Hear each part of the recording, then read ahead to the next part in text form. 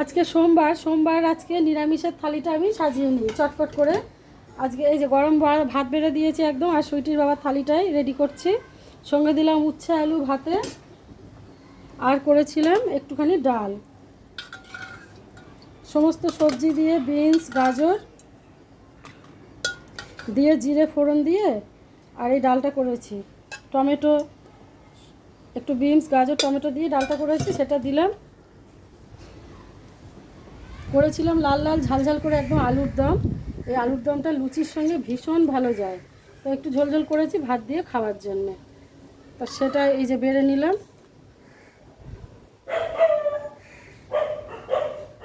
Capsicum বাটা, আদা জিরে ঘি গরম মশলা দিয়ে আলুর দমটা করেছি, তো সেটা বেড়ে দিলাম এই যে।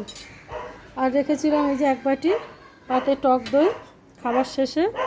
আর একটু এই যে ঠাকুরের দিয়েছিলাম প্রসাদ, প্রসাদে আছে মিল্ক কেক, খেজুর আর একটু নাশপাতি। তো সেই প্রসাদটাও দিয়ে দিলাম, কারণ আলাদা করে আর খাবার তার সময় নেই, ওই জন্য এর মধ্যে দিয়ে দিলাম, খেয়ে নেবে। তো আজকের আমার লাঞ্চের থালিটা কেমন লাগলো অবশ্যই কমেন্ট করে কিন্তু জানিও।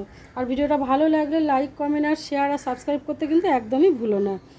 তো নিরামিষ এই আলুর দম আর নিরামিষ এই সবজির ডাল কে কে খেতে ভালোবাসো কমেন্ট করে জানিও। আজকের মতো তাহলে টাটা, থ্যাংক ইউ।